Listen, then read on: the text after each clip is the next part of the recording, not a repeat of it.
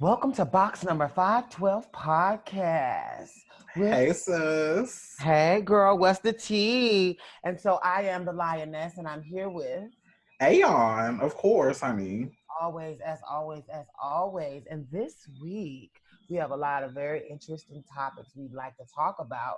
But first, bitch, how you been? What's the tea? What's to the gaga? Give me the story. I'm I'm not gonna lie, I'm doing well today. I've had a rough couple of days. Just ending a relationship, just experiencing the emotions of that. Just trying to process everything, but in the end coming out knowing that, it was not me, it was this other person, and I did the best that I could, and I was the best woman that I could be. But sometimes just because you love somebody or you feel something for somebody doesn't mean that they're the right person for you or it's the right match for you. So just really trying to process that and picking myself up and talking to my sisters and just getting counsel. So I can say today I'm feeling much better than I have been feeling for the past couple of days. What's going on with you? You know what, girl? I have been in a really an increasing state of anxiety, to be honest. You know, it's at first you can kind of like laugh at a corona joke here and there, and then as the death toll rises and it begins to start impacting people that you know and care about, and you're like, oh girl, I really hope you pull through. Like, I really hope you pull through. And then as they're, some of the people are sharing their stories and what's going on, and you see that their situation is deteriorating. Now, I don't think any of my friends that I know personally right now are at the point where they don't think that they're going to make it through it. But just even what they considering mild COVID is really hard. And so as someone that suffers from asthma, it just is something that just is registers on my spirit. And, I'm not going to lie, this is a new normal for me. I spend days just wondering, like, what is life going to look like? And I never thought that I'd be thinking about that in 2020. So, that's something that weighs on me. But other than that, girl, life is okay. My husband is still employed, I still have my irons in the fire. The manna has not dried up yet. I feel like I'm still being provided for by the Lord. And, Right. I'm taking this opportunity though, like for real to like, not just clean my house in a way that I never really have, but also like, I'm taking this as an opportunity to spiritually clean house. Like really like getting in prayer, rereading my prayers. So I'm a journaler in the sense that I don't really write daily journals, but I write my prayers sometimes. Or I write the visions that I have. You and I have, conversations offline about like how we all feel like how we all tend to have different types of powers, being these beings that we are. And I know one of mine is that I have a really close connection with the spirit realm, and so I really try to chronicle my dreams and I really try to, articulate very clearly my thoughts in the spirit realm, because I know that I personally have a deep connection with that. Right. And so it's something that just is during this time of need. I feel like it's allowing me to deepen spiritually. So that's a good thing. I just want everyone to, as many people as possible to live. But when you hear numbers like at the best end, if we only lose 100,000 people, that's great. Well, that's 100,000. Like, bitch, it's like, wait a minute, only 100,000. And the worst was 2.2 million. So it's just like, oh, this was about to be a real confusion. I mean, a real thing. Like, this was going to be a problem. So I'm, bitch.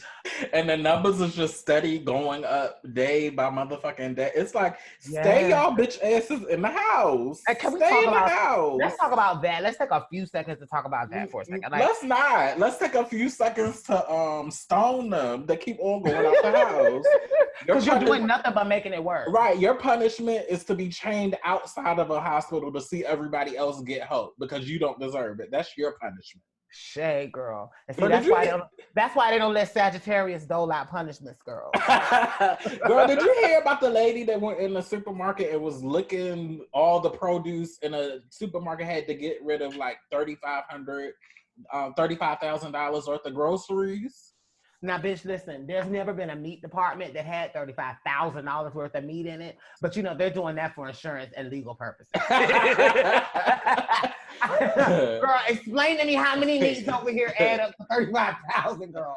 It's like, sis, what strain of meth were you on to go do that? Like, you need to be sentenced to be hit by every head of cabbage that but you know, but listen, girl, to be real though, a meat liquor or like a vegetable, like people, that's indicative of a mentality anyway, girl. Right. Like, COVID didn't make her a meat liquor bitch. No. COVID didn't have her in the meat department licking raw meat. COVID didn't have her licking raw vegetables, bitch. That was her own mental illness. And so I want to say that I just think that I'm learning a lot of how many people are actually stupid during this time, though. I will say that. I'm learning. Sit your ass in the house. Yes, girl. So, girl, this brings me, speaking of silly, stupid things. We were going to talk about some, well, first, let's do an icebreaker. And I think, Brianna, you had the icebreaker for the week. We talked about some difficult things. We did our check-in, but I want to, let's liven it up. So, girl, introduce this icebreaker to us. Okay, so just a moment to have some Black joy, because we are trans and we are still Black and we are Black culture and we are part of the culture. So I have some questions I want to ask you, sis, to really test your Blackness. Oh, wait, me. Okay. Am I going to have to sing? No. Okay. Okay. No, this doesn't require singing, though it does require knowledge of songs. Oh. Okay. So for my first I might introduce singing if the right song is a part of it. Okay. And we'll only do 5 of these. Question number 1. What time was Usher in his drop top cruising the streets? 7 o'clock on the dot. Am I right? Yes. Okay. Question number 2. How can you unbreak Tony's heart? Unbreak my heart. Say you love me again. Okay. I think that's what she said. That's correct. Question number 2. What should you do to prove to Destiny's Child that you ain't running game? Oh, girl, wait a minute. Oh, wait. Running game. Because I feel like it was running game and bills. No.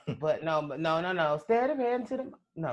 What should you do to prove to Destiny's Child that you ain't running game? Say my name. Okay, bitch. Look at that muscle memory. All right. Girl, I didn't even realize as soon as you said it, it was just like, oh. Yeah, go ahead. I like this guy. Okay, so 4th question. What weren't you supposed to bring to the dancery? Don't bring, oh no. But let's get it crunk up on it. We got your open now, you're showing, so you got to. Don't need no hateration. I had to work through it, bitch. Hateration, right. Holleration in this dancery. Yeah, so that's what it was. Okay. Oh, let's do this one. For the last one. Okay. How much was Erykah Badu born underwater with? Born underwater with $3.06. Yes. Okay, you got all of them right. Yeah, I'm a music girl. Look at you repping for the Black culture, honey. Yes. Right. Oh, so, I didn't have any for you, girl. No, it's the key because it was funny. It was entertaining. Oh, okay, girl. Well, I like it. So next time I'm gonna get you to do something, girl. Okay.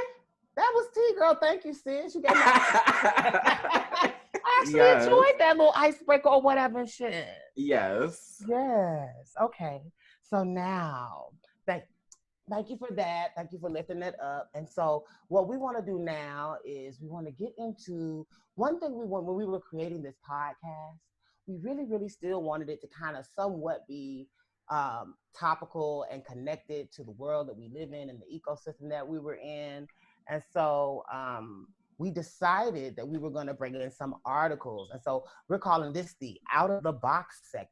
And this is where we bring in articles and other things that may somehow relate to things that we're interested in. It may be related to trans culture, may not, but an out of box segment is designed to bring in things not necessarily related to the topic at hand, but are interesting things that we want to discuss. And so, Brianna, when you get a moment, girl, go ahead and introduce that first topic for us, and I'll take the second.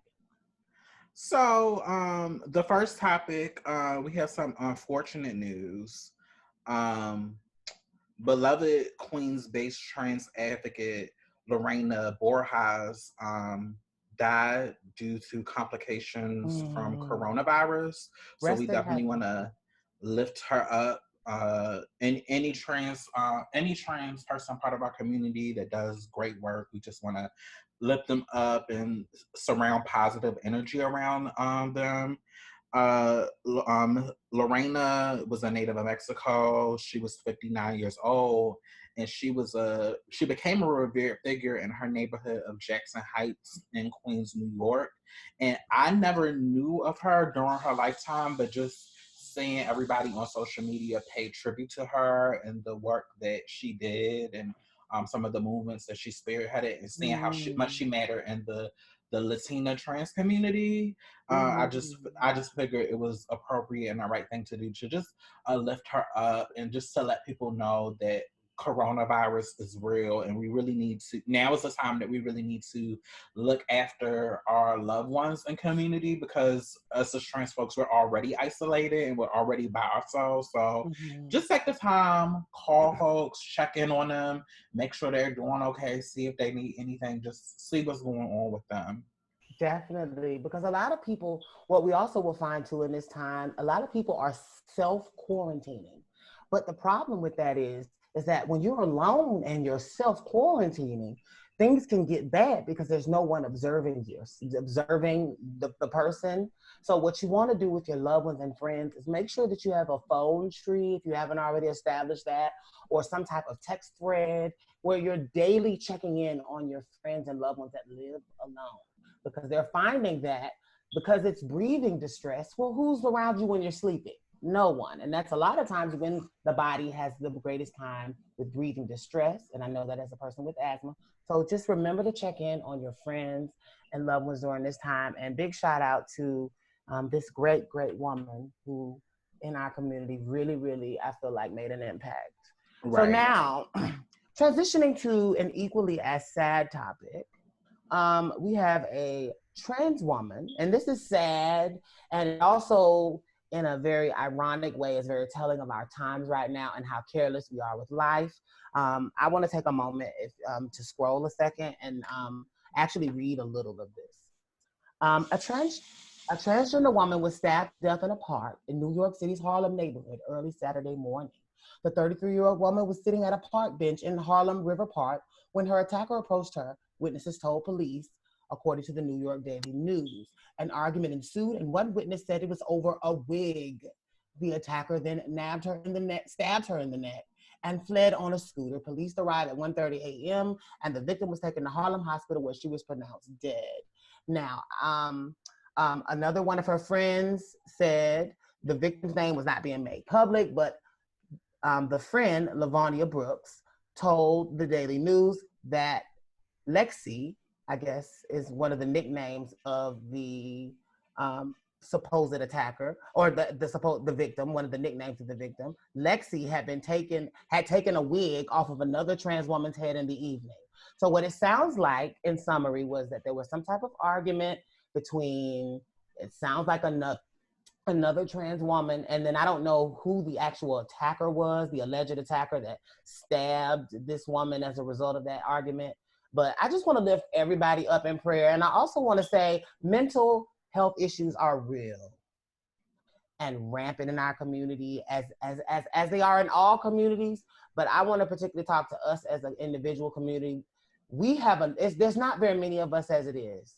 And as Right. Black trans women, we have to have each other's back in a way to where I feel like that's a comp that I wasn't there. I don't know what was going on. I don't want to imbue anything, and I want to respect everyone involved. But I want to say, just from just a layman's point of view, based on this article, I think that this is an opportunity where there were people around them that could have de-escalated it before it led to, let me go stab her in the neck because she took my wig. And I'm not saying that there were people around her that failed to do that. I don't know if she reached out to anyone or told anyone. I'm just saying, in community, sometimes we can be very tolerant of behavior that is dehumanizing to each other.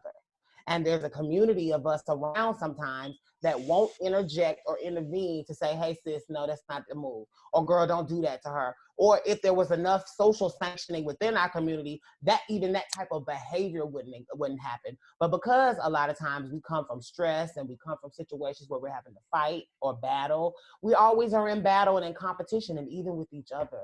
Brianna, what do you think about this? I think this speaks to a lot of. I just have a lot of questions just from some of the facts. It's like we're clearly in the middle of a global pandemic.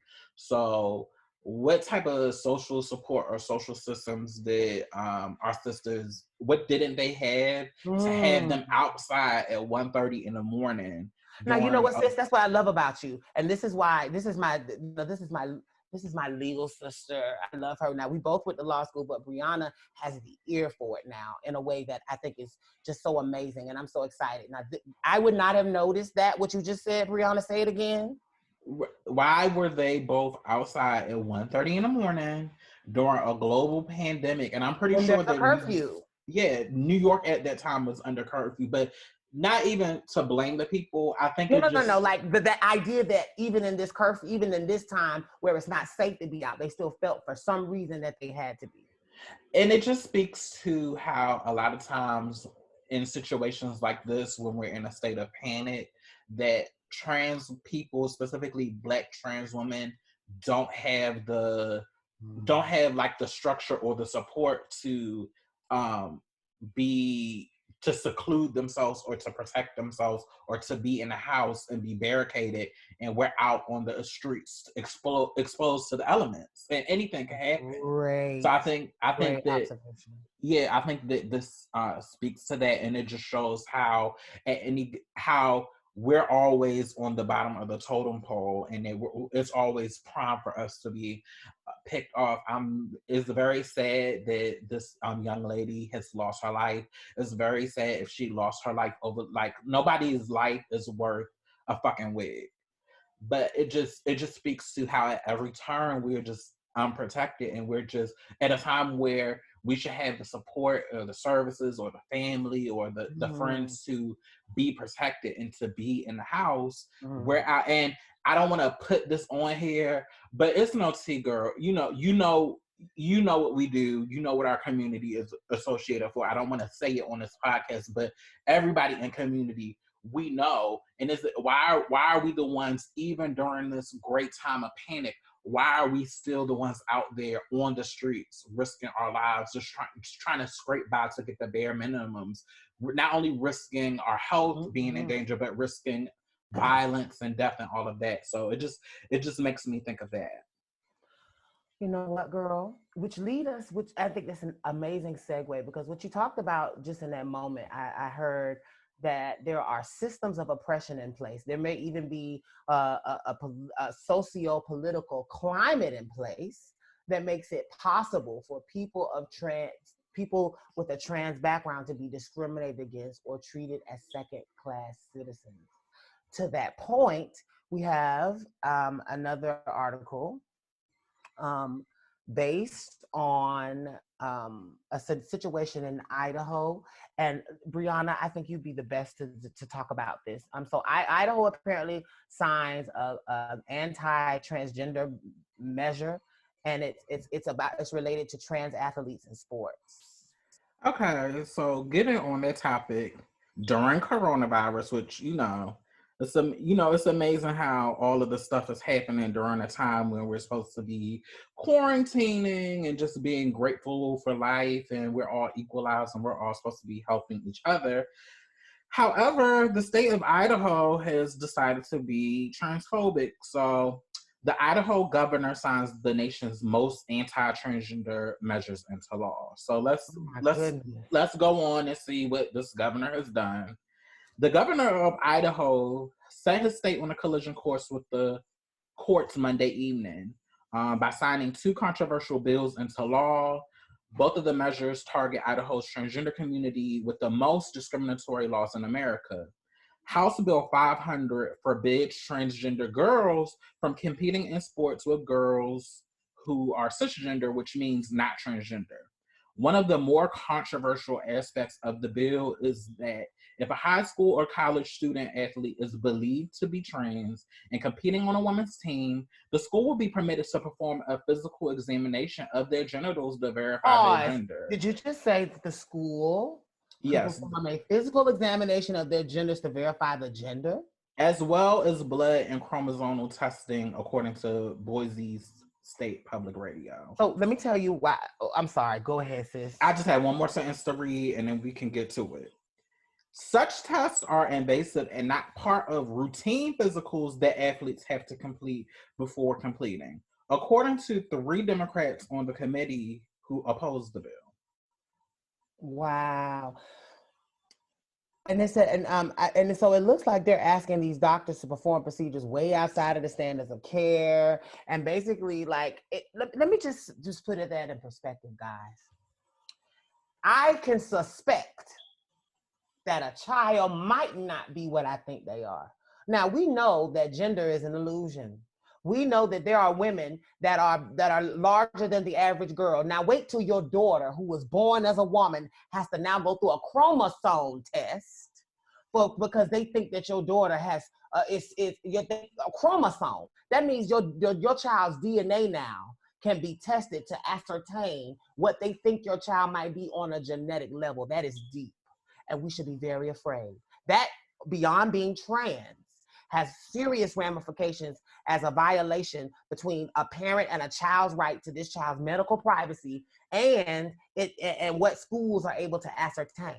Because see, at the end of the day, there's some things that are no one else's business.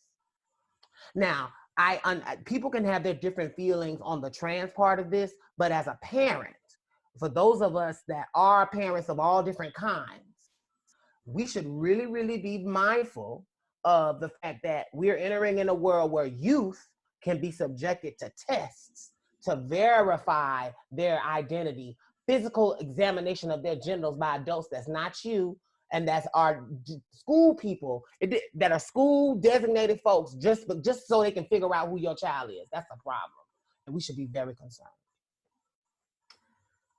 Child, first of all, I want to say fuck the state of Idaho. These laws and these bills are fucking trash.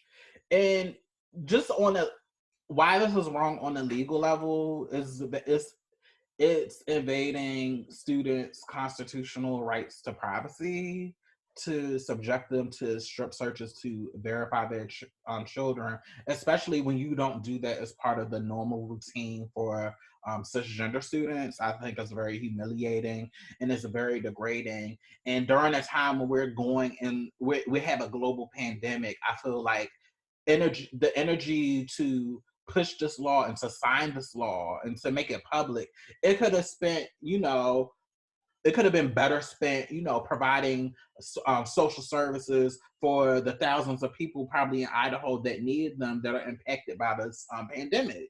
But I really don't want to get into the whole should trans students, compete in sports, because, That's sometimes that's too dehumanizing to even really debate. Like, I could not imagine the debate of now.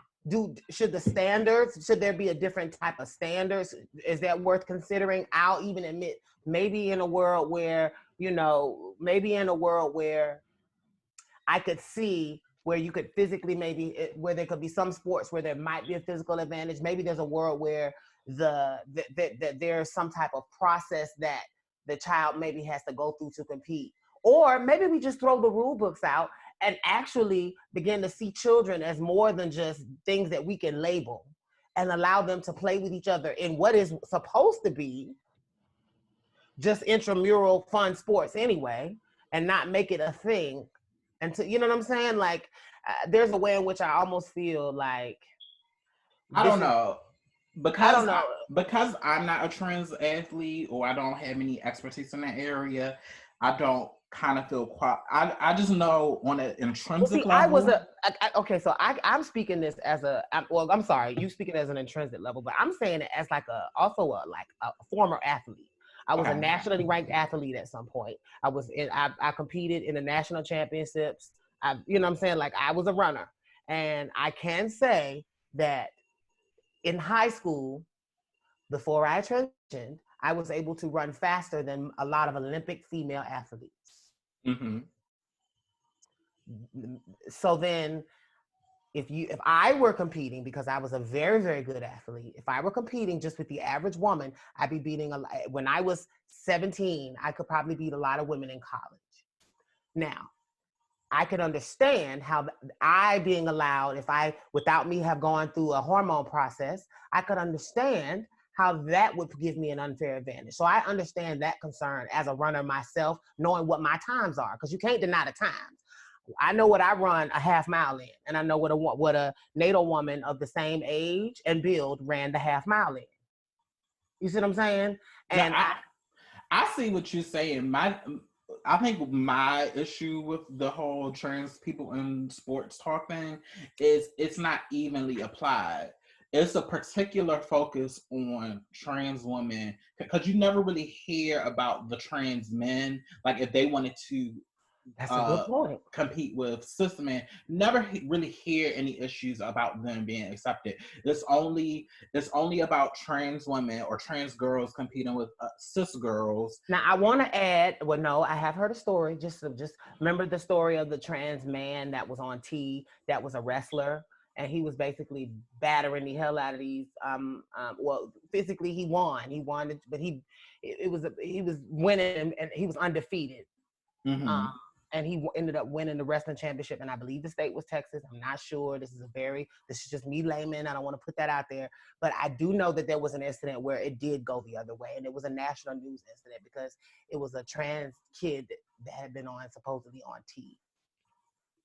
Mm. What? Either way, But was I just still, think but was I still think this against level women. of Yeah. scrutiny, I think it defeats the purpose, and it further perpetuates discrimination and prejudice against trans people, and it empowers them to be even further discriminated against systematically, because now you're empowering people to physically invade their privacy. And Yeah. who knows what folks are going to do with this information, and who knows how this is going to impact their education overall. I just Right. I Like just think it's a better way to do this, and just the way that I see grown ass adults coming after these kids and targeting them and suing them. To me, it's not right. It's just not it's not right. And I don't I just feel like that this is not going to help us. This is not a means to an end. This is not. So what are we just going? So we're just saying that if you're trans, there's just no place for you. There, like, we just can't put you in. You can't achieve your dreams of being an athlete. That's why it's so groundbreaking when you have trans folks being the first in their field to do anything, because we've been excluded from everything. So it's just like, what is the alternative? What are we supposed to do? Just not protect you. Oh, so you just want us to leave out of public life and just go to the margins and stay at the margins and not ask for anything? Is that like? Mm-hmm, mm-hmm. I think this is a very complicated issue, and I do think that there needs to be a compassionate way that we handle all our students, because at the end of the day, these are students. We need to remember that these are children, that their mind is still forming, and that they are trying to figure out how to navigate the world. And particularly those of us that are LGBT, that's a little bit harder when you have literal laws being passed to limit your capacity to achieve. So just remember that when you think about some of these situations and these laws. But also, I think we need to remember that whatever the solution is, giving your children, allowing schools to physically examine children to all It's the too way, much. It's too much, Miss it's too May. much. Regardless of the answer, that's not it. That's not the answer. And So, keep the same energy, because the whole thing with trans people in sports is, oh, you have a physical advantage. You have a physical, without even knowing your biological makeup, how long you've been on hormones or the whole bit. But keep that same energy for cis folks that also have a physical advantage within their own sex and or gender. Because and it's let's also not be ableist and assume that all sports there is an advantage just that by men and women. I want to say that right, there are a lot of sports that women excel in at a greater and increased way than men, and that they prove to have a greater dexterity at. So it's very also limiting. It's also very misogynistic in the way that they're positioning it, like we're saving these women from having right. when we know that there's a lot of women who can rise to the challenge. Now, I said I was a very good runner, but there are women in the world that would have whooped my ass. There were probably high school girls that probably could have whooped my ass, depending on the event we were running. My point is that every event that is not the case, and so for it to be a uniform, sweeping, broad rejection, it really, really, really minimizes women too, and the capacity of women to really rise to the challenge and compete. And I'm just really, particularly with the two Black trans girls that have been sued. I think they're from Connecticut. Just like the language and the rhetoric and like the anti-blackness and the trans misogynoir of it all. Like, it's just like the fact that people aren't seeing this. How, and also that'll get into our conversation later, but we oppression is not in a silo. We are all impacted by oppression. So you could think that this doesn't apply to you, Black folks that are, always have something to say and acting like, oh, I'm not impacted by this, but know that those anti-trans jokes and comments are heavily informed by anti-Blackness and Black cis women. Those tropes also directly impact y'all, but we'll get to it. We'll get to it. Now, speaking of tropes that affect community and people that play on tropes and narratives to serve an agenda that is deeper. So now we are told, and this is what's in, especially in this day and time, when we're being told, vote Democrat, because the Democrats have your back. Vote Democrat because Democrats are the party that's supposed to be progressive and to espouse the values that are supportive of all types of folks. It's supposed to at least be able to accommodate the idea that other people exist. However, I would like to share this article that gives me pause as to some members of the Democrats' ability to be objective, because how can you advocate for me when you feel this way about people that love me? Here's the article. Democrat Amisha Cross chose a global health crisis to bizarrely reveal she refuses to date men who also date trans women. Now, during this time where we all in a way, she chooses this. The article continues. Amisha Cross, a Democratic strategist, has chosen the coronavirus pandemic as the moment to bizarrely reveal she doesn't date trans men who have previously dated trans women.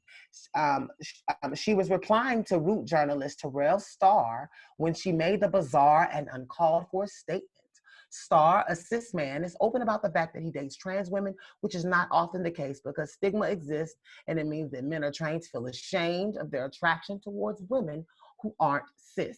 Cis, we talked about that last week, just means they are in alignment, their gender expression is in alignment with their biological sex. Now, she went on to say,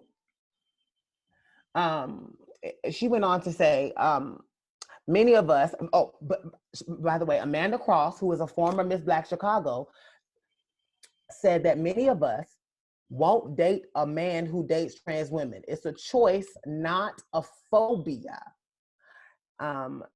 She said, I'm sorry, pause a moment there. People date on preferences of all cis women ask for is honesty. Many of us won't date a man who dates trans women. It's a choice, not a phobia. People date based on preferences all the time. No shame in that. Just be straight up. Lying about your dating history, kids, etc. is not the way to build a relationship. Now, I could read on to continue and go into the back and forth, but I think we pretty much got the gist. This woman took this opportunity when, as a Democratic strategist, she got a lot of shit to be strategizing about, okay, to take a moment to just put that little dash of hatred out in the world. And because it is, because it does not, no one asked her. She chose to respond to something that someone else said just so she can lend her voice to the conversation to say, anybody that would date those monsters, those ingrates, those lesser thans, those beings, those things over there, those other things, anybody that would even dare go over there is undateable. She took the opportunity to use her platform, her voice, her gift as a strategist to strategically try to destroy a movement that she is not a part of, because she admittedly won't date a man that has dated trans women. So if we just want to just go off of what she said, it's not like she even has a right to have an opinion. She don't even date men that date trans women. So you're choosing in this moment where everyone is in a pandemic and we're all fighting for our lives or our loved ones, regardless of color, creed, status, race, gender, any of that, sexuality, we are fighting for our lives. And she took this opportunity, Democratic strategist, to try to denigrate our community. And I want, before I pass it to Brianna, I want to take this last point of saying, I am ready to see the outrage from the other Democrats who purport to be progressives, who might hear our podcast, might stumble across this in some way. I want to hear your outrage at someone who would just go out of their way to trash some community that doesn't have nothing to do with them. Just one or two of you, even the super progressive, as they call you. Because the problem is, too, she felt emboldened to be able to do this because we live in a time where it's easy to dump on the trans women. It is easy. We're the butt of the jokes, and we're supposed to suck it up and take it. We're being mocked on our radio platforms by people who claim to be representing a part of representing community and saying things that are still anti-transphobic, because just like we know it's Black people that represent massa and that uphold white supremacy, there are trans people that uphold transphobia. But we need to remember that our allies, the people that are listening, we need to remember that if you stand for oppression anywhere, then you'll stand for it everywhere, and your integrity is in question.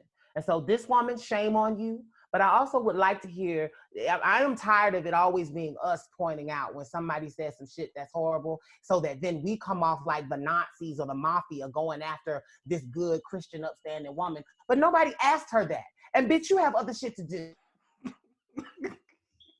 Bitch, you have other things to do. There are other fish to fry, bigger fish, bigger fish.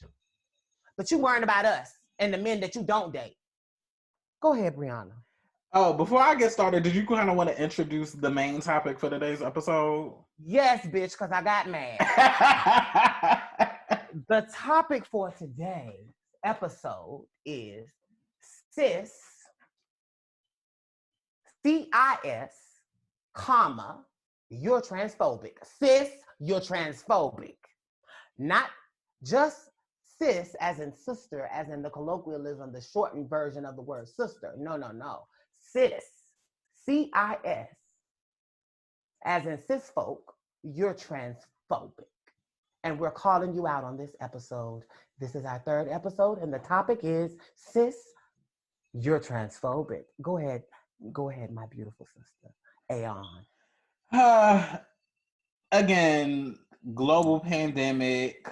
We're supposed to be looking out for one another, protecting the most marginalized, at least us, amongst us, making sure we have access to resources And once again, so cis people always complaining, oh, you always talking about how we're transphobic and we do this and we support y'all and I watch RuPaul's Drag Race and all of this. It's like, but yet again, at a time where we're supposed to be focusing on something else, you drop the ball. You drop the ball once again. And once again, the labor is on us to call you out and to tell you how you messed up and dropped the ball in the hopes that you'll be accountable and that you kind of rectify your wrong and you what's the word I'm looking for? You kind of atone for your wrongness. But like I think as we go forward on this podcast, it's going to be a journey and really working through the tension. I don't want to say issue, but the tension between Black trans women and Black cis women, and hopefully getting to a point where we see that although we're different, we're just two sides of the same coin. We are all impacted by anti-Blackness, trans misogynoir. Like we're all impacted by us, but is Black cis women like this, is there an ability to see us as women that really impacts and complicates that relationship? Because okay, let's point out why this comment is transphobic. Because well, first of all, sis, why is it? Yes, because there's a lot of people that won't even agree that it's phobia. So if you could take us that step, what is transphobia? So just in general, transphobia is just the irrational fear of anything transgender related. Just in basic layman's terms, it's just the irrational fear of transgender people. So what would you say to the people that say that's not fear? What would she have to be afraid of? Okay, so clearly there's a basic layman's term definition, and just like racism, just because you don't say, oh, I hate trans people, just like you don't say, I don't hate Black people. And I know people are going to compare, well, Black is not the same as trans. As somebody that is Black and trans and a woman, and that has been impacted by all of them, sis, they're the same. But anyway. It is the same, and you can't speak to it because you're not both. Right. But so for those of us that are, it's the fucking same. I'm just not going to argue with somebody about my lived experience. But anyway, getting back to the point, it's not about what you say about trans people. It's about the attitude about trans people, and how not only how you treat trans people, but how you treat people associated with trans people. So case in point, this comment, which was uncalled for, nobody asked for it. Like, I didn't even know who this lady was before I saw this article and I saw what was going on. But you say in the comment, maybe that's why she did it, because she's an unknown. Yeah, I didn't know who she was, and it's no shade, it's no tea to her. I just didn't know who she was. A non-motherfucking factor. Go ahead. Anyway, on a lighter note, the comment, I won't date a man if he told me that he used to date trans women. The reason why that is inherently transphobic, because what you're really saying is, I don't want to date a man that dates trans women, because I internally, even though you might not outwardly feel it, internally you feel like that a man that dates trans women, it's what it's saying is that trans women are not women. They are not who they say they are. They're really men. And any man that openly says that he dates trans women because he likes the men, because they're men, they're not really women, he must be gay. And I don't want that shit around me. And it plays into, and this is where the phobia comes. It plays into the phobia of now if you've decided you don't want to date a man because you say, okay, I don't want to date a man that dates trans women because he is dating another man. Let's say you see us as men. Fine. I don't give a fuck how you see me. I know how I see me. So let's say you see me as a man. So then you say a man that would date me is dating a man. Well, what you're inherently, and you don't want to date me. Why? Because you think that's more risky, because you think it's dangerous. So what you're also You think you're going to catch HIV. And so what you're doing is you're also showing your phobia in how you see gay people and how you see people that are different than you. You're actually showing your bias, your actual negative bias, because what you're saying is anybody that would date somebody that is of the same sex is somehow dirty. And you don't want that around you because you think that you would become dirtied by the germs, the cooties of the person that has dated a trans woman. And that is what we're talking about. Think about it. If you, because he don't have to tell you. That's the other side, right, sis? Like most of the time, so then now what is the incentive for any man to tell any one of you women out in this world if he date us? What is his incentive? What is his incentive if you're going to say, I want honesty, but if you tell me, you become undateable? Right. So then why would he tell you the truth? Because what you're actually judging is not just us, but him too.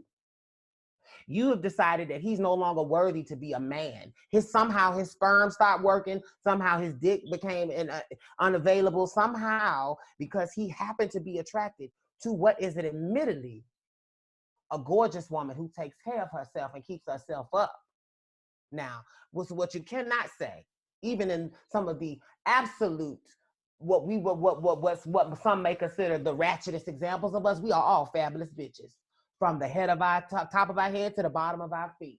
So now you judge this man for daring to be attracted to this beautiful feminine being, because you somehow believe that because you have a vagina, your femininity should mean that no man should ever should ever look, even though when he looks at women, no one sees what's in between their legs. No man should be attracted to something that is different than you. That is really, really small, and that is very, very narrow-minded, and it also speaks to a narcissism. And I want to address that femininity is something that should be upheld. It should be supported and loved in all of its forms. Because women, when you exhibit that kind of behavior, when you start acting like that, you're actually tearing down us. That's a feminophobia too. Right. Because what you're actually trying to do now is say that this man is less of a man because he dares to be attracted to a different type of femininity. And that is also a part of a feminophobia because you've now reduced his masculinity. So just remember that there are a lot of levels to some of the shit y'all say and some of the shit that we perpetuate as a group.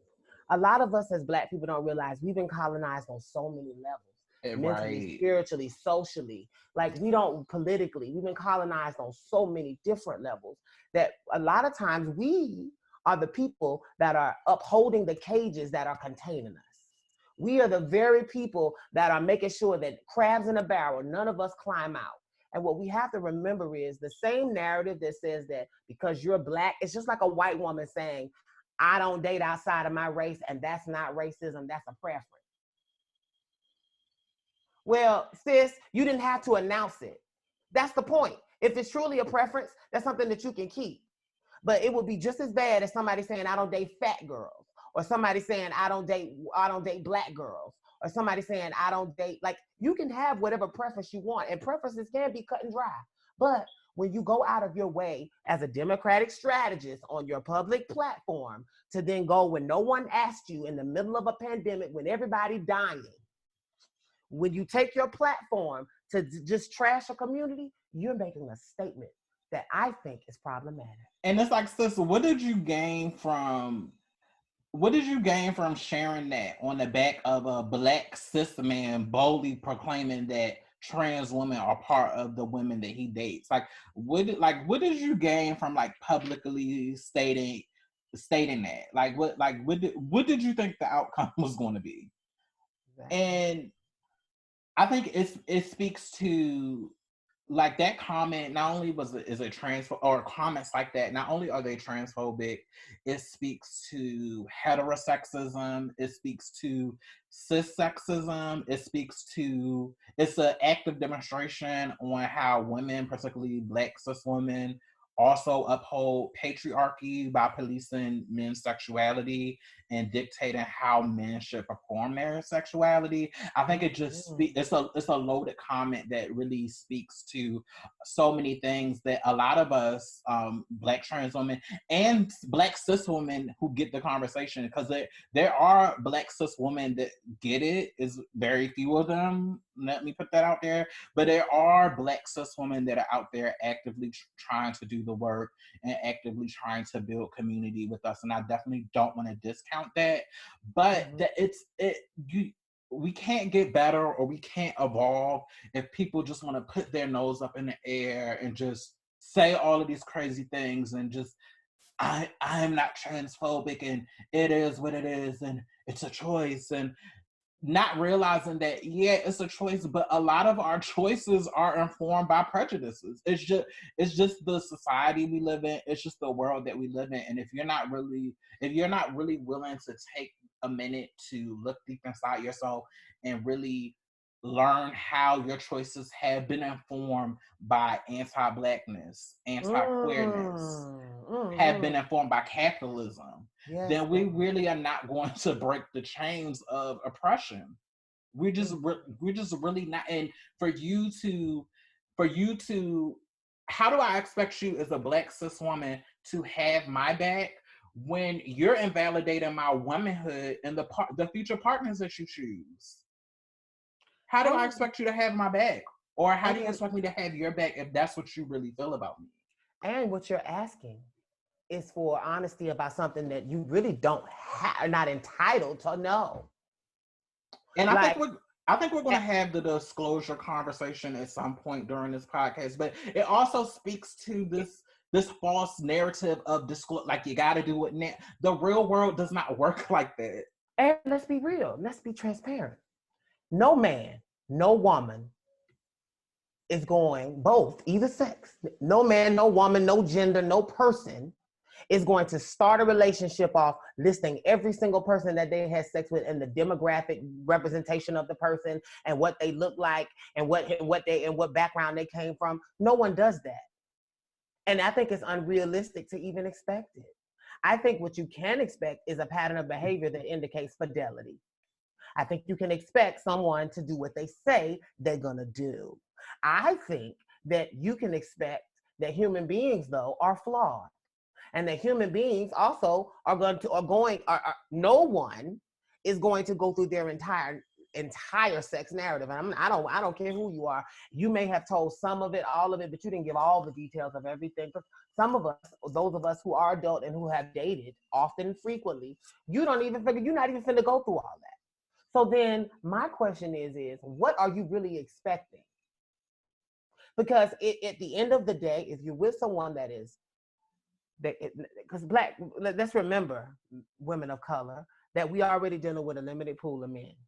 So now you want to add all these extra qualifications on top of what you're looking for in a man, all the way down to let me get into your sexual, at the end of the day, he's gonna lie if he don't want you to know. Pretty much. So then most of the men you're dealing with are lying to you anyway. Most of them. And we don't, and I want to also attack the narrative too, that we need to tell you, or that somehow that is our responsibility. Like, I want you to understand that grown people do what grown people do, and I stay out of grown people business. And to be real with you, when you're dating someone, if it does come up and you do have an issue with it, ask yourself why. And if why is based on, oh, I might get AIDS, and this person is clearly HIV negative, then that says that you have phobia that you need to address. Because no shade, y'all not worried about getting AIDS from other heterosexual men that are having unprotected sex with all the women in the neighborhood. They're not worried about that. Oh, honey, no. When I first transitioned, that's the first thing, because when you transition as the period of time that I was a gay young boy, and gay perceived that way, and gay young and LGBT culture is condoms. So, and I was the type of men I was able to, the pool that I was dating from were mostly other gay men. Bitch, when I transitioned and I had access to these quote unquote heterosexual men or heterosexual appearing men, the first thing I noticed is that, bitch, there's no condom negotiation. There's no talk about condoms. It's I meet you that night and let's raw dog it. So I just find it funny how when it's with men that are perceived to be straight, the condom talk is out the window. But then when there's an inference that he might be queer or he might have messed with somebody from the LGBT community, it's all this HIV AIDS talk. So You're really pathologizing our experience. You are right, literally saying by being those people, you are dirty. You're right, pathologizing our experience, and that's a problem. We're not right. pathogens. We're not contagious. It's not germs. It's not cooties that's going to rub off on you. When you act like that, what you're doing is you're putting the narrative out there that we are something that is less than. It's almost like how, I watched a documentary recently, and they were talking about how people in India that they call untouchables, that are essentially a caste of people that are cleaners. They clean things, but they clean things that people consider dirty, and so they're treated less than as a result. It's almost like we're trying to enforce this caste system where we're looking at people and we're saying, if you're a part of this particular community, you are undateable, you are unworthy, you are less than, you are beneath me. And I feel like as people of color, as Black people in particular, if we embody that narrative, we are no better than our colonizers. We are no better than the people that told us that we were dirty, that we were less than. Not in my house, not in my family, not in my life, not around me. Like, that is very much the way that white people talked about Black people to this day. To this day. I won't even say not long ago. To this No, day. girl, this is actively happening now. Actively happening now. So you are now perpetuating that same psychology in your own family around Black folks who look just like you. But because you might be gay, I don't want that around me. Because you might be LGBT, I don't want that around me. But I'm your cousin. But I'm your sister. But I am your auntie. But I'm your family member. But you said you would love me forever. When you brought me in this world, you said, I would never, ever, ever let anyone hurt you. And now, because you have decided you're better than me because of what a book told you or what some white man's God told you, or just by virtue of you having a vagina, or by virtue of you thinking you're better, you think now that I'm less than and I'm dirty and I'm beneath you and that I'm not worthy, and anyone that would ever even love me is unworthy. The ground that I touch on is spoiled to you because you think you that much better than me. That any man that could ever look at me with love or admiration is somehow an abomination or somehow dirty and filthy and disgusting. That says a lot about you.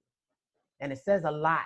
So when you make those statements, remember you're talking about human beings. You're talking about somebody's sister, sibling, child. Remember that, because you are no better than me. Regardless of my circumstances of life and how I show up in the space, you're no better than me. So then don't say things like, if you would ever do that, ew, when I'm a fucking human being. I'm not a dog. I'm not an animal. This is not bestiality. I'm a grown up. Okay. I want you to understand that I'm a consenting adult. And if anyone chooses to engage with me in any capacity, it's not an ill, bitch. So don't ever do me that way. And don't do our community that way either. Girl, I just got mad. Go ahead. it's heavy because you really want Black cis women to get it, because it's no shade. When they get it, they're the first ones to come around, and they're the first ones to really be allies to us in the Black community. So it's just like, we want y'all to get it because we want sisterhood with y'all. We really want y'all to see that, Miss Thing, it's not no competition. Like, we are literally dying. The number one cause of death amongst Black women generally is intimate partner violence. So the people that we are healing, taking care of, pouring into, building up, these are the same men, Black men, that are killing us, trans and cis alike. And it's just like, once we're able to undo the chains of white supremacy and really see how We are not ranked over one another. We're just both women with different types of experiences, different types of backgrounds with intersections. I just feel like we'll be better off because we're fighting over men that they're not even concerned with our liberation. Like, do y'all really think these men are just treating us better, or they're just opening the world to us? They're enacting their rage out on you for practice to come back to you and enact it on you. Mm-hmm. So it's just like, I just want us to rise above it, and I think this is going to transition to the next part of our conversation. Mm-hmm. You've done something transphobic, and one thing I don't want to do, because like I said, I don't know this lady. Like, but you did do something transphobic. But I don't want to just cast you off because I always want to give Black cis women the benefit of the doubt. I always want to give them their graces. But you've done something transphobic, and for that you must be held accountable. Does that mean you'll be transphobic forever? No, not if you do the work. Not if you do the work to really unlearn that for yourself, because no shade, that internalized transphobia is impacting you. It's taking potential partners out of your life that could be helpful or beneficial to you. But also to be an ally to Black trans women in your lives that you know or don't even know who are in your lives. So that's what I want to speak to in this next segment. How can Black cis women evolve from doing something transphobic and really be allies to us and really, be our sister's keeper? Well, you're asking me that question. Um, and I think one of the ways, I think an effective strategy at being an ally to a community is by doing exactly what any cis woman that is under the sound of our voice is doing today. Look for ways to connect, to engage, to listen, to be an observer, to find a way that you can educate yourself and enlighten your awareness to the perspectives of people who are different than you. For those viewers that are in the United States, you have a unique experience that is different as a woman. For our female listeners, as a woman in the United States, you have a different experience from a woman that is in Vietnam living in a rice paddy, that is different than a woman that is living in Siberia in the tundra. You have a unique experience, and your voice and your unique, beautiful experience is something that is a part of your personality. But your unique experience does not remove you from the larger sorority of women. So use that same logic and as you would with a woman that would live in a totally different part of the world from you, use that same logic with people that you don't understand, who may be closer, but they live a different experience of womanhood. As a Black trans woman, we intersect in a lot of ways with you guys. We are available and ready to make friends. So then after the first step of actually educating and enlightening yourself, look for ways to connect, support, empower, and develop relationships and friendships with people that are a little different than you so that you can learn their experience. Don't reject them from the sorority of womanhood just because you have a disagreement on some parts of their experience of womanhood. We eat different diets around the world. There are people that didn't think that in other countries that eat animals that we have as pets. And that's not a judgment, that's reality. And the point there is that doesn't still remove her from being a woman. So you can disagree with some things in her life and still see her as a woman and honor her. Because why? The sorority of woman is understood to be diverse. It is a multiverse. It is complex. It spans continents. Hell, it may even span worlds, we might find out soon, in these times. But the point is that what we know now about womanhood is that it's diverse. So why can't that diversity include us also? Think about that. Because it's not one or two people having this experience. It is millions of people the world over on all continents and all cultures. There are trans women. And I want you to know we're everywhere. We've been here throughout history. And I think everyone to be aware that I think that there's a way we can. And I think we have in past times. And I feel like now there's a way we can coexist in our sisterhood.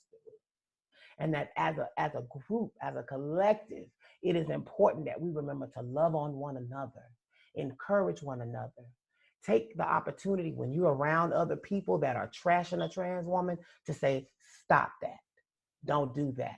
Not you, you won't be able to do that around me. I won't be the safe haven for hatred. Even if I myself don't do it, a lot of times we don't want to get involved. And so we'll let somebody say bad things. So then the next step, the third thing, so first, after enlightening and empowering yourself, then we get into you actually making the relationship. Now, defend that friend. Be the ally that you say you are and go out in the world and make sure that hatred can't exist around you. Be the beacon of light that you say you are. Be the Christian that you truly say you are. Do unto others as you would have them do unto you. I won't let you trash my family member. I won't let you trash my classmate. I won't let you trash that girl on the bus because she could be someone else's child. I won't let you harm that person. I'm going to tell on you if you talk bad about trans people. I'm going to alert the police if I hear you talking about killing a trans woman, because I understand that they are human beings just like me. They are women just like me. Because in the sorority of womanhood, we still live in a world where womanhood is under attack, femininity is under attack, and it's time to come together and we want to unite. So those are my 3 steps that I think can really, really help. Enlighten yourself, build the relationship, and finally, remember to be an ally at all times. Not just, oh, I love you so much, I love you, oh my God, I have so much fun around you, or oh my God, please come over, you make me laugh, girl, ooh, I love you, honey, yes, or girl, do my hair, bitch, or ooh, girl, where you get that outfit, or ooh, not just for what you can get out of the relationship tangibly. Be an ally when you're not around that person. And that can do so much. If we were all holding people accountable, we wouldn't exist in a world where men could say, I killed her because I didn't know. Because you would know, because you had relationships with trans women, you would know that these men are bullshitting the world and that we're not looking for them, they're looking for us. But see, that comes through enlightening yourself and building a relationship. Be an ally by going out in the world and stopping darkness wherever you see it. And I will also say, like, just through that enlightenment, everybody has privilege. What, like, you? So part of that enlightenment, cis people, you just have to be aware that you, as a cis person moving through this world, have privilege. Even going back to our story of the athletes, you have the privilege of a school administration not invading your bodily privacy, your bodily autonomy, to inspect your genitals to make sure that you are the gender that you say you are. You don't have that impacting, really is impacting your access to education and educational opportunities.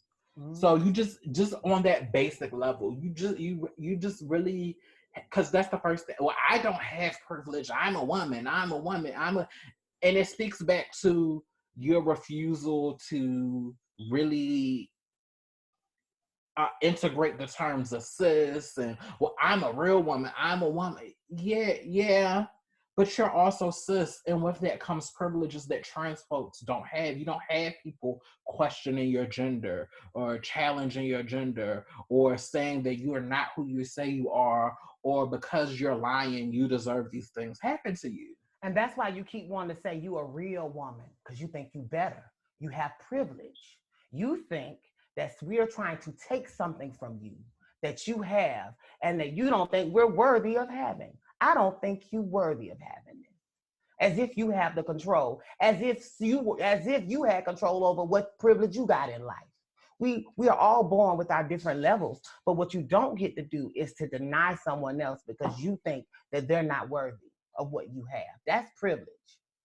And that's abuse of privilege. Privilege is living in a world where you are held up in a different way. You can walk into doors that trans women can't. You can be in rooms with other people where you could hear someone saying something bad about trans people, and you could use your privilege in that moment because you But know you these choose niggas. not to. No, but we're encouraging them to do so. That's what I want to leave it on. I want to leave it on us in this moment.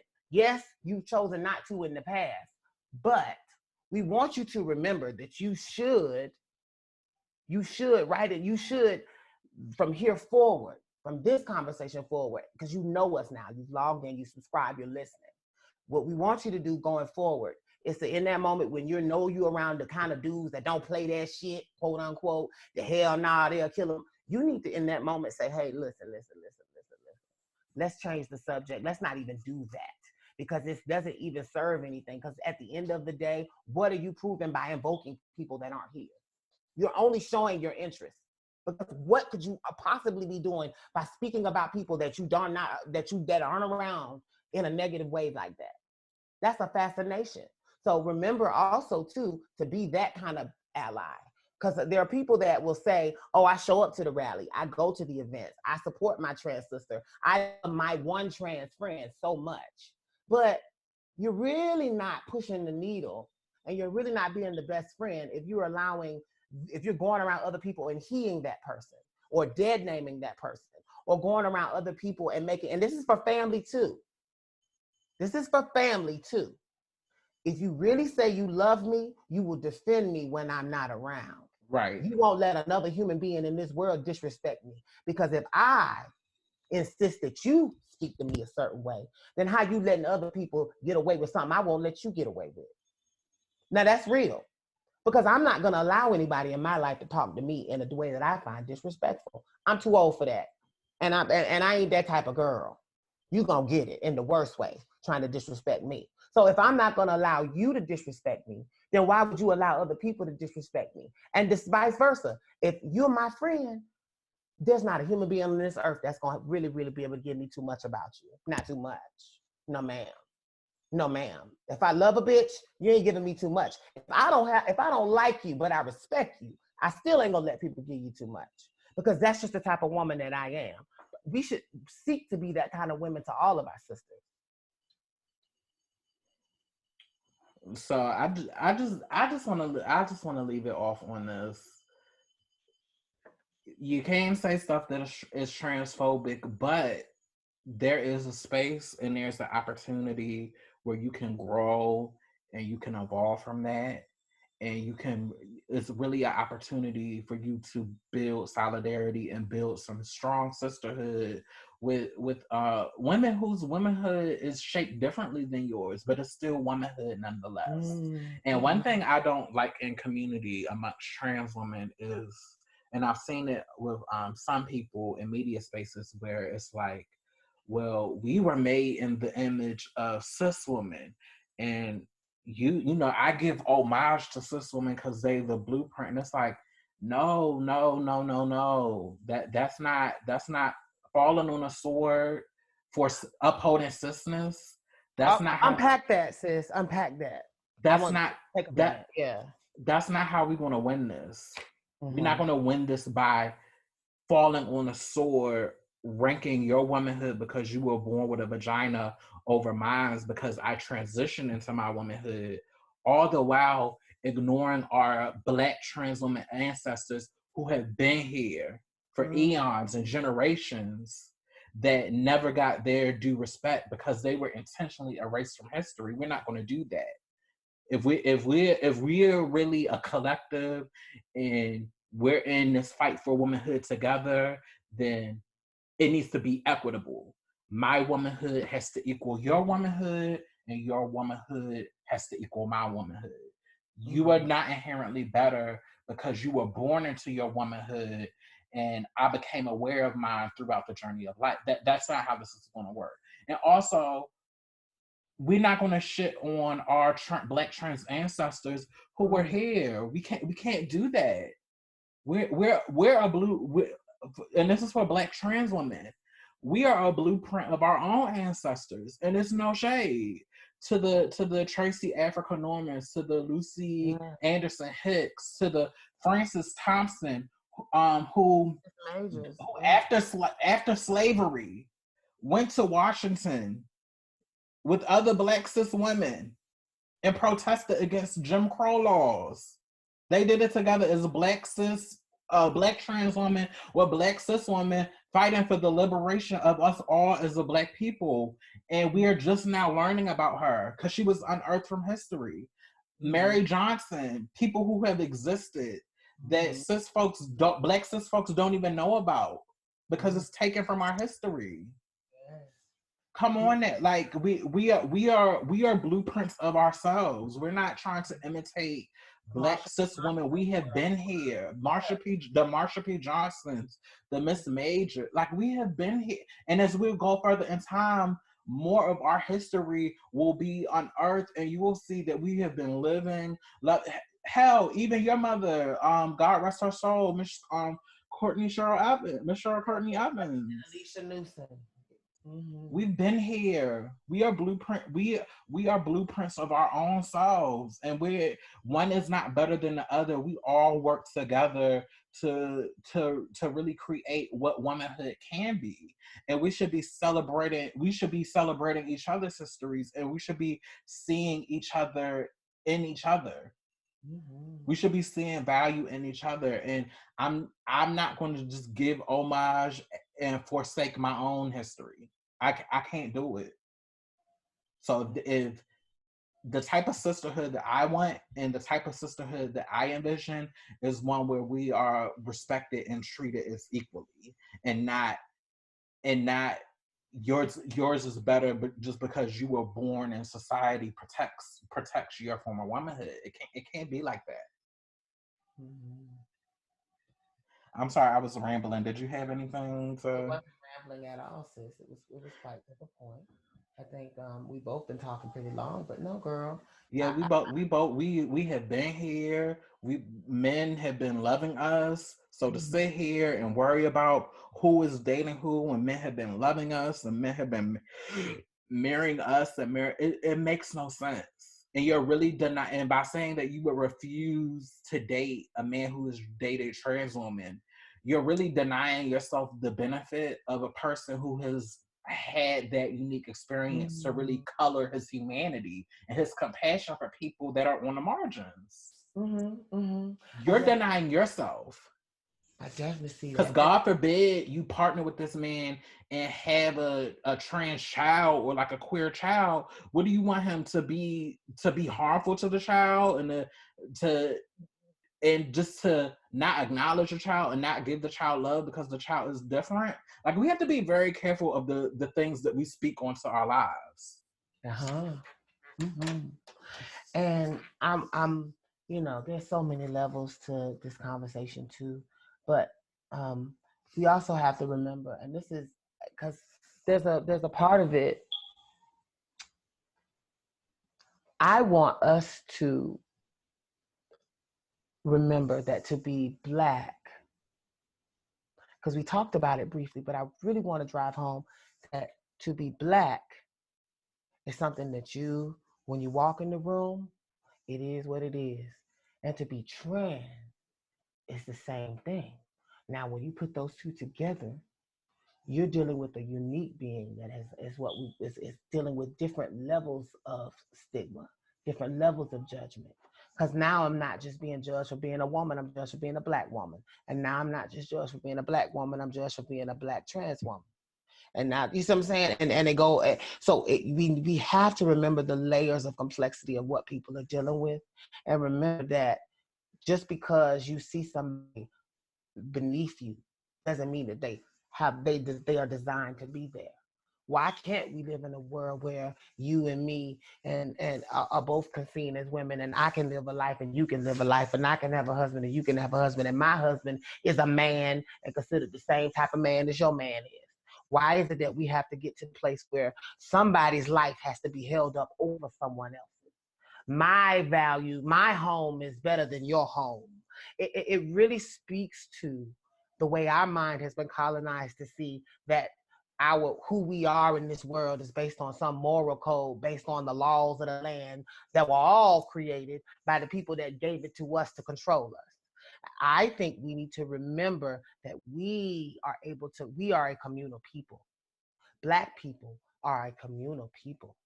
Black people are people that, because we are communal, we know how to engage. I think the myth is that we don't know how. That's the stereotype that is put out there, that we can't exist together.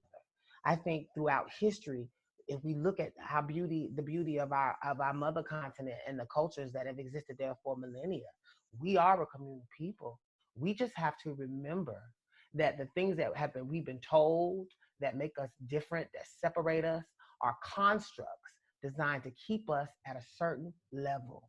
And if we remove those shackles and can really, really begin to exist at our fullness, we'll see that there's a lot of beautiful things about us that we were trying to oppress, trying to fit into these overalls that we were told we're supposed to fit in, these work clothes, this identity that is designed to be controlled.